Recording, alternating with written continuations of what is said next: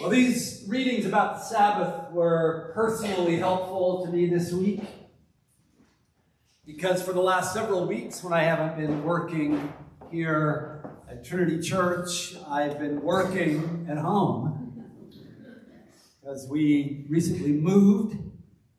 So on my days off, I've been unpacking boxes and putting books on the shelves and pictures on the walls and arranging furniture and learning to operate power equipment so that I can mow the lawns and run the irrigation systems and whack the weeds and do all the stuff I have to do now that I have almost 4 acres to take care of.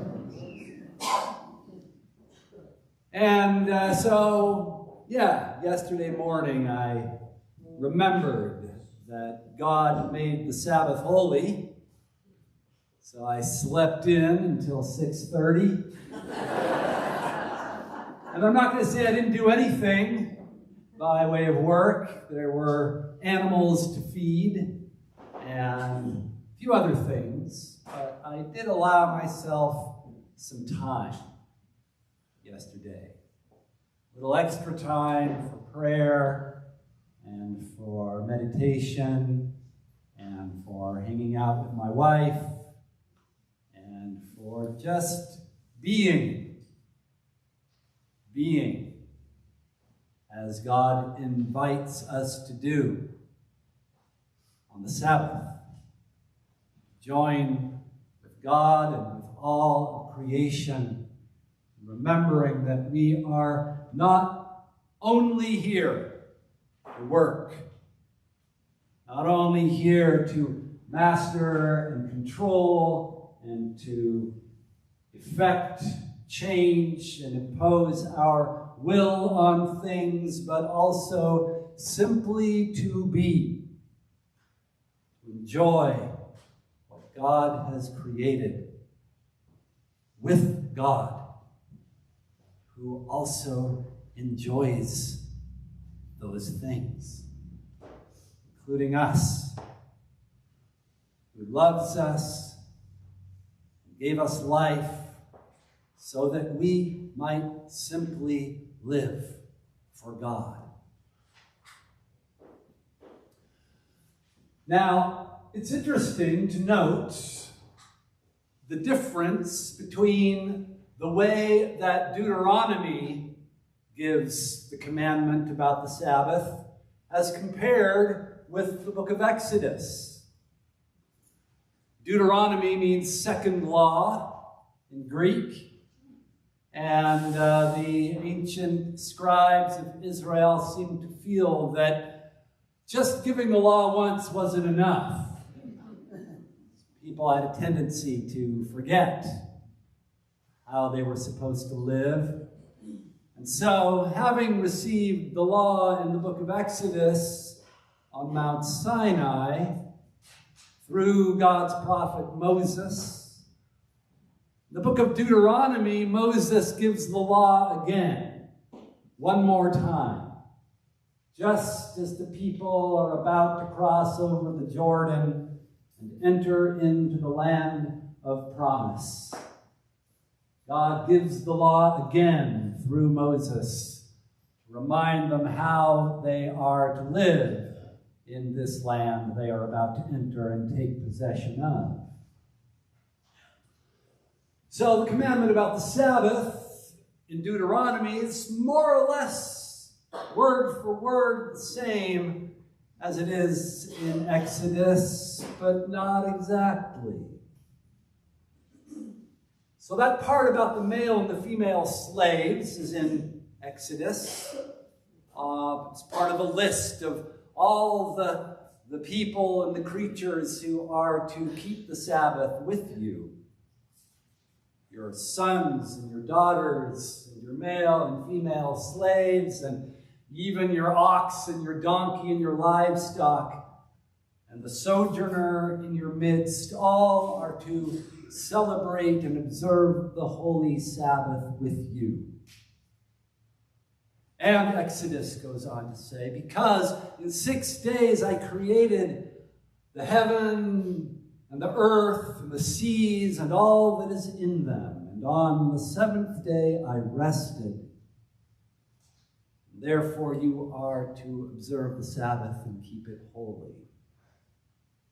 But Deuteronomy sees fit to repeat this bit about the male and female slaves. And in fact, in a sense, to make it the whole point of the Sabbath observance. After listing all those same people and creatures, your sons and your daughters and your sojourners in your midst, and even your ox and your donkey, and your male and female slaves, Deuteronomy says, because otherwise your male and female slaves will never get a break. And you were slaves in Egypt. And with a mighty arm and an outstretched hand, I brought you forth from that place. And for that reason, you are to keep the Sabbath and keep it holy. So the God who invites us to the Sabbath is not only the God who created us, the God who seeks to create a people who are just, a people who ensure that even slaves get a day off.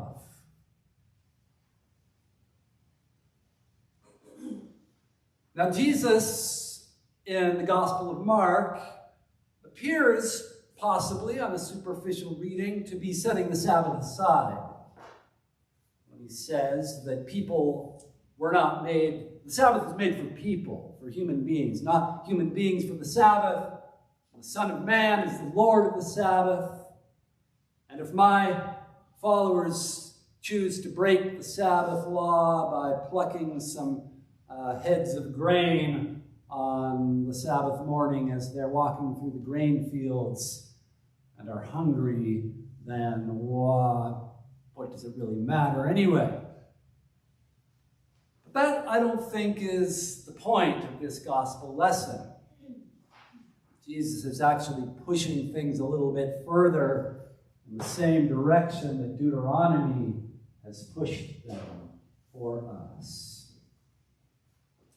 First of all, he and his followers are hungry, and the only breakfast they can get for themselves is as they're walking through the grain fields, because they are, in a sense, underground. Jesus' ministry in Galilee has attracted already so much attention, and not all of it favorable, that he can no longer go into the cities and towns. He has to hang out in the countryside, like, I don't know, Che Guevara or something. And anyway, so he and his followers have no choice if they're going to eat on the Sabbath, but to pluck the grains from the fields as they walk by. And David reminds the Pharisees when they complain about this Jesus reminds them of David, who himself once was on the lam when his star was rising and God's Spirit was on him, and he was enjoying success in defeating the enemies of Israel in a greater measure than his patron, King Saul, the first king of Israel. And Saul was jealous of David's success, and of how the people used to say, Saul has killed his thousands of our enemies, but David has killed his tens of thousands. David is the better of the two. Saul was jealous and even driven mad with jealousy.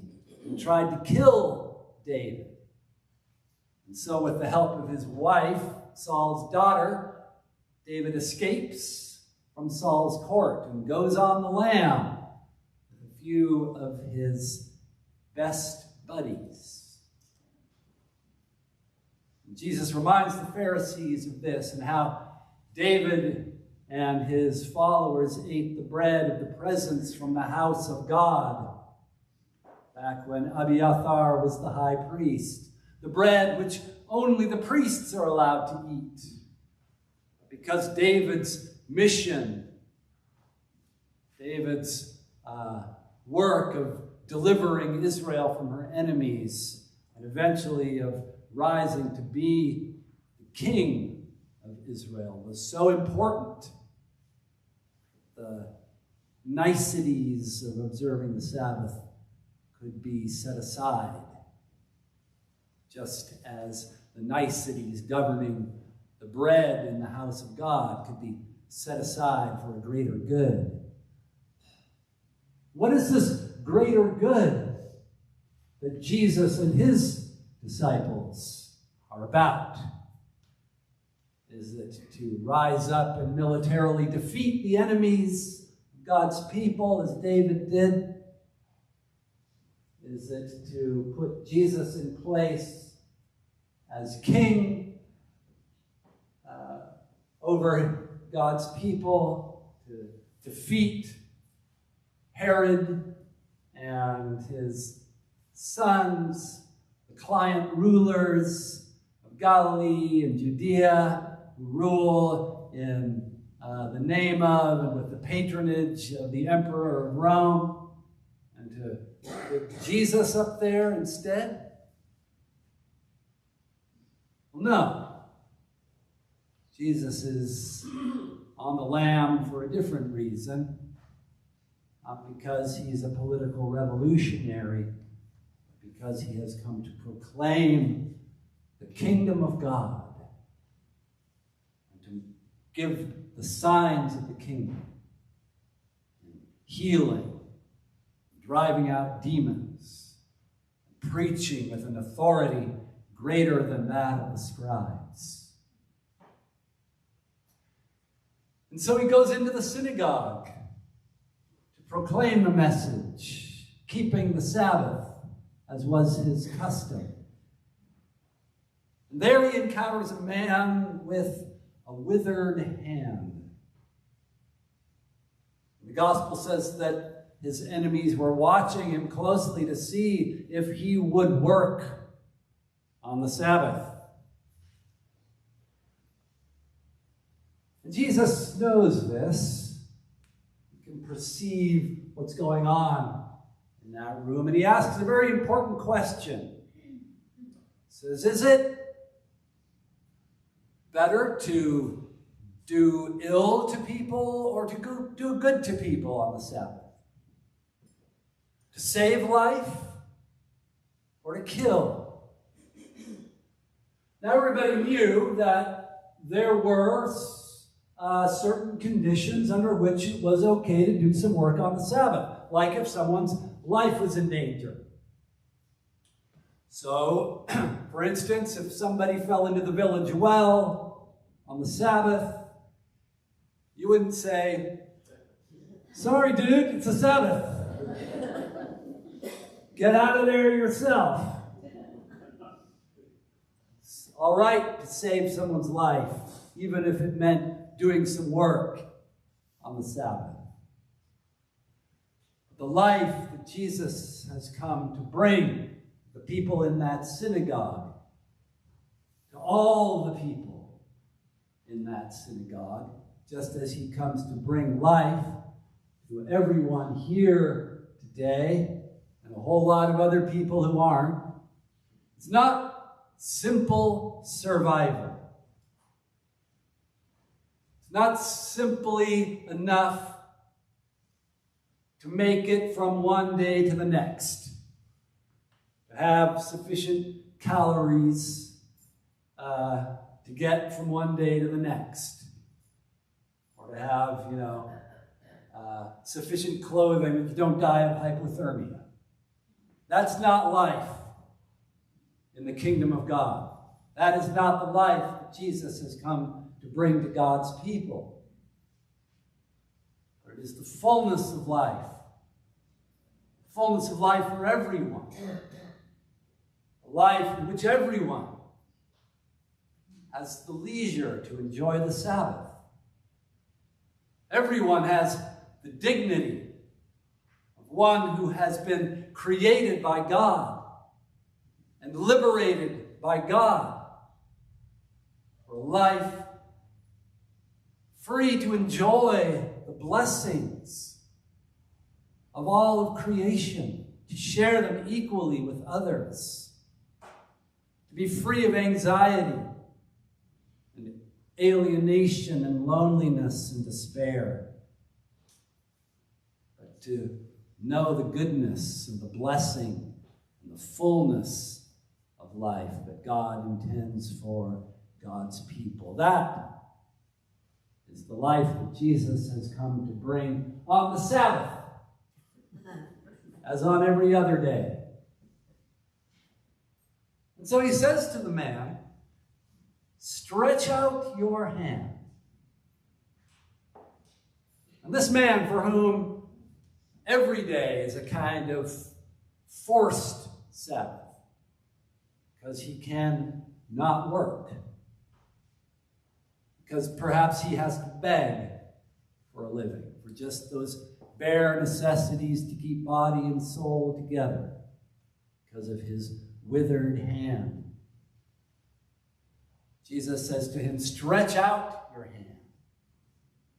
He stretches it out and it is restored. This man is restored to full belonging in the kingdom of God, the fullness of life that God intends for all of God's people.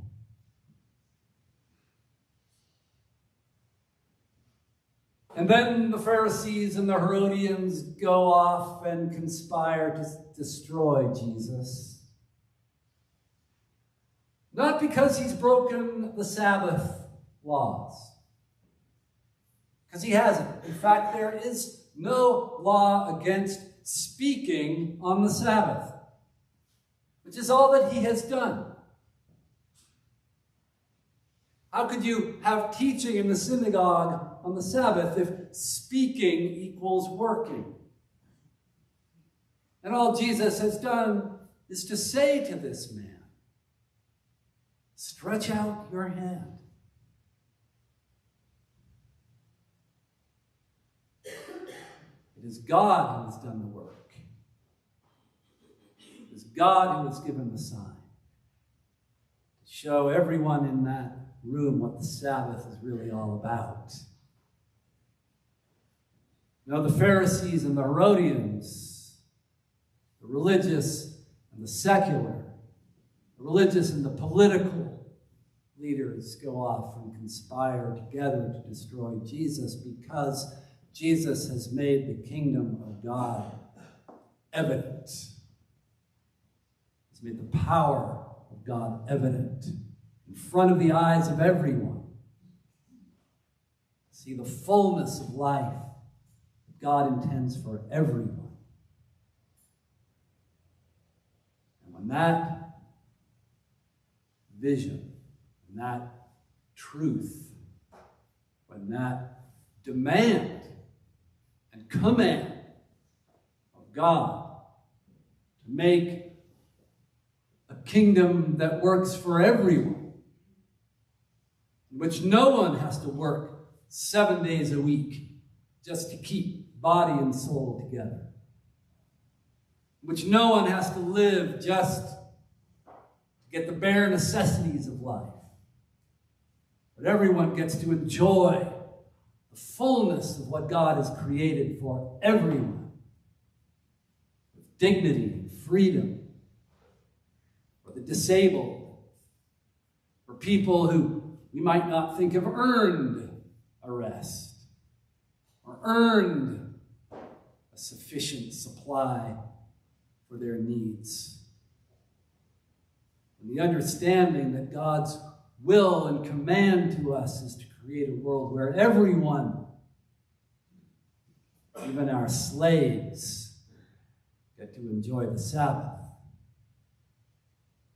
Well, that's dynamite.